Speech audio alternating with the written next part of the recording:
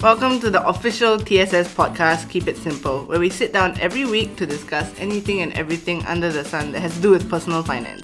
And we try to keep it simple, of course. I'm Sope, the content writer for TSS. And I'm Pris, the graphic designer for TSS, and we'll be your host for this podcast. Hey Sope, Hi Pris. what are you going to talk about today? So today I thought that since last week we were talking about fresh grads and looking for jobs during a recession, I thought we could talk about job interviews today. What do you think about, going through common job interview questions to help people who may be finding a job at this moment right now? I think it's a super good idea because, before I go to any job interview, I always practice and rehearse common interview questions by myself. And I wish there was someone else there that I can talk to instead of being a huge weirdo in my own room. It's true. Talking to myself. Talking to my own reflection in the mirror. I do that too. Yes. I've done that so many times Yes. for my own job interviews, and somehow I still managed to screw some of them up. So, Yes, I know, right? Yes, correct. I think it would be great if we could be everyone's practice session today. Yes. Practice buddies. Oh yeah. Dun, dun, dun, dun, dun. Okay. How about we go through some common questions and then we'll ask each other some super weird ones. Okay, that sounds potentially disastrous, but let's do it. I mean, we want to be prepared for the worst. It's true. Right. Even Okay. curveball questions Yes. that we don't expect. We'll review what are those questions later. I have some on the screen now, so Okay. we'll do it later. Okay. So, one of the more common questions I think that job interviewers will always ask is, what would you say is your greatest weakness? The weakness question. I find this question so weird because it's obviously I'm not gonna say my greatest weakness. No one is gonna say their greatest weakness, right? What am I gonna say? I'm a little bit bitchy. Sometimes when people ask me to do last minute stuff, obviously I'm not gonna say that. So but then there's a right answer. There's no right answer, I guess, but there's a more palatable answer for job interviewers. I think you have to think about it from their context and point of view. They just want to know what is your weak point as a worker. Or one of your weak points. It doesn't have to be your biggest weak point. You don't have to tell them your whole life story and shit. It all started in 1995. And that's why I have daddy issues. And then the interview is Did not expect okay, let's that. move on. Let's move Yeah. on. Yeah, so how about we start from... I think you gave a very good example of how not to answer that question, by the way. I think one of the traps that people can fall into is they're afraid to talk about themselves, as somebody who has weaknesses. Especially for people who are getting interviewed for the first time. It may be like, what? I must give you a reason to not hire me. Yeah, what is this reverse psychology shit? Okay. So I think people may end up trying to spin it in a way It's humble bragging. yes, I think we may sometimes fall into the trap of humble bragging. Can you give us an example of a humble bragging response? I would say my greatest weakness is that I'm too passionate and I'm too dedicated to my work. That sometimes I get carried away. My health suffers. My partner broke up with me. My cat died. Your cat has died from you overworking? Yes, sometimes I don't go home. Sometimes, but the work gets done. I mean, do you want to hire me or not? Okay, well, thank you for your time.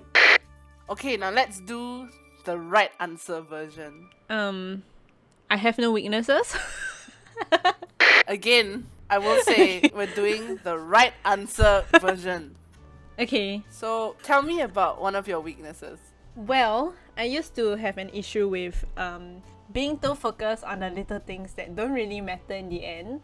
I ended up wasting too much time, and but after I learned from my previous job, because of a late deadline due to my oversight, I set personal deadlines now to make sure I'm not getting myself too caught up in a particular step in the work process. Was that correct? Yeah, it was. Why wouldn't it be correct? I mean, I'm just concerned. This is a real interview, It is? Yes, of course. Method acting. Right, so that was the weakness question. So remember, don't fall into the trap of humble bragging. Is that what you said? Yes, humble bragging. No one likes a humble bragger. It's true. Okay, so let's move on to the next question, which is the classic breakup question. Tell me why you left your previous company. Wow, this is a tough one. I mean, it's only tough if you have nothing nice to say about your previous company, right? Right? Well, yes, but for argument's sake, there's a wrong answer here, and I can say the wrong answer in the context of like my real life experience. Okay, so let's try an example then. Let's show people what the wrong answer is. Okay. So, tell me why you left your previous company. So I had food poisoning from eating their banana bread, and then they freaking didn't care about me. They sucked so much ass. And they didn't give me any compensation. They didn't let me take any MC. And I couldn't stand it, so I left. Okay, moving on. That was clearly the wrong thing to say. Why was it the wrong thing to say? I think it was highly aggressive. It was too aggressive. We want to be neutral here. We want to be neutral, but yet honest. Yeah, and I think if you throw your former employer under the bus in front of your potential future employer, I mean, what's stopping them from thinking that you're going to do the same thing to them in a few years' time, right? Yeah, that's true. Yeah, it's never wise to air your dirty laundry in front of people who are only just getting to know you. Yeah, it's not a good impression. So, let's try the correct response. Well, the better response in this case. Tell me why you left your previous company. I didn't really have a pleasant experience with them, even though we left it on a good note. But I just felt that our goals did not align, and I'm really like focused on improving my skill set, and I felt that there was not much room to grow in my previous company. And also the management sucked.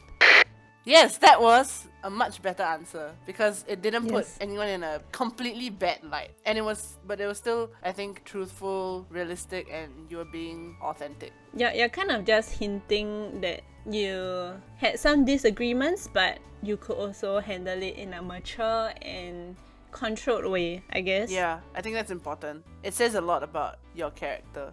So that was the breakup question. Was a tough question to answer, but we did it. Yep. And then now on to the compliment question, which is like the total opposite, right? So what's the question? Okay, so the question is, why do you want to join this company? And now, so please give me the wrong answer, or like the objectively bad answer to this question. Well, I want to join this company because I feel like you guys really have a lot to offer me as a company. I mean, like, for example, your dental benefits. Look, I'll be honest, I haven't visited a dentist in like the last 5 years, and Nasty, but okay. things are bad, you know, but I feel like you could really make a difference in my life by letting me see the dentist after all these years. Okay. Yes, that was indeed an objectively bad answer. Can we all agree that Soap nailed that bad answer? It's uncanny how good I am at being bad. Now, to balance that out and to provide some real value to this podcast, can you provide the right answer or like an objectively better answer? I want to join this company because my career has always been focused on one thing: becoming the best lion tamer I can be. And I feel like the skills I've obtained so far in my previous experiences are all relevant to becoming a lion tamer, which is the role you're offering me. So I know that I can learn a lot from your company and about lions, which is why I think I would like to come on board. And I feel that my skills can also make me a more effective junior lion tamer. This is kind of awkward, but this is an IT company. I mean, it was a good answer. Okay, that's all I needed to know. Thank you so much for your time. Wow, you threw me a curveball. What the heck? So that was the right answer in the wrong situation. Correct. But either way, you did your best. I mean, you can't control the skills that you have now, but you can control how you answer the question. Which is the whole point of this podcast episode. So, are there any more questions that we can go through? The next question is the oracle question, which means it's a question about the future, something that you don't know yet. So, Soap, where do you see yourself in 5 years? In 5 years. Yes. So now please give me a wrong answer. I don't really know where I'm going to end up in 5 years. Because right now I'm having trouble remembering what I had for lunch just 5 minutes ago. So I feel like I can't answer this question, and so I'm gonna pass. Can I pass questions in interviews? Now I can. Well, I'm gonna pass on this interview. Okay, but objectively, that was the wrong answer. Not because, well, also because it didn't really answer the question, but also because it doesn't really make much sense, because remembering something in the past does not help you predict the future. Okay, moving on. Where do you see yourself in 5 years? In 5 years' time, I hope that I will have developed myself as a professional lion tamer. In fact, I hope to be able to take on a leadership or management roles where I not only tame lions, but future lion tamers as well. And I hope that, in the next 5 years, I will always be learning newer skills to stay relevant as a master lion tamer in this industry. I'm not sure, maybe will you be interested in a customer service role? I think a customer service role would be very relevant to taming lions. Don't you think so? Anyway, that right response shows that you have given some thought to your career. Even if, in reality, you can't really see 5 years in advance. But it shows that you've given it some thought at least, and that you are actively considering it no matter where you go for an interview. Yeah, at least it shows some sort of commitment, or at least an intention to commit to the company for at least semi long term. Yeah, and it also gives you an opportunity to tell your future employer or potential future employer what kind of role you want to do next time as well. Yeah, so that they will keep you in mind at least. Yeah. Whenever the role opens up. Yeah. Yeah, that's true. Right. So, are we down to our last question? It's the last proper question. Yes. And it's the salary question. The dreaded salary question. Okay, so please give me the wrong answer to what was your last drawn salary? I will never tell you what my last drawn salary was. But why? I mean, I can't give you an estimate of what I'm willing to offer if I don't know your last drawn salary. So. But why are you basing it off my last drawn salary in the first place? Fair point, fair point. That's right, Your Honor. I rest my case. It was the wrong answer, but because she called me Your Honor, I'm a bit flattered and confused. Yeah, you shouldn't be although you're not forced to tell your future employer your last drawn salary, you shouldn't be rude about it, just because legally you don't need to. And also, it's not recommended that you lie about your last drawn salary as well. That's also not the right thing to do. Yeah, definitely, because people have a way of finding out for sure. Yeah. Okay, how about the right answer to what was your last drawn salary? I'd rather not disclose my last drawn salary, as I believe that I should be negotiating for my future salary based on my current skills and the value that I can bring to the company. And I hope that's okay with you. I mean, you replied really politely and you're not being demanding or entitled, so great. Now we are going into this website that I found. It has 15 weird and unexpected questions. Because we want to be always prepared, right? Is that why you're doing this? Yes, of course. We want our audience to be prepared for anything, even the super weird questions. And you know what? From what I know, really big companies ask super weird questions. So this might be useful for those people who are aiming high. Okay. Alright, fine. Hit me with these unexpected questions. So if you had a choice between two superpowers, being invisible or flying, which would you choose? I would choose to be invisible because if I chose flying and I choose to cross international borders, I will still be seen and very easily shot down. Okay, so if I'm invisible, no one's gonna shoot me because they can't see me. I can go wherever I want. That's why. Okay, so from this article, Forbes found it to be an indicator of potential leadership ability, with 72 of surveyed leaders choosing the ability to fly over being invisible. If you think about it, this question is really asking, do you prefer to be in the spotlight or more behind the scenes? And I think people will read this question differently. Yeah, or the answers to this question, right? Yeah. Like, for Yeah. me, I immediately thought about traveling, which, I don't know, I guess that says something about me. I'm not sure what, but...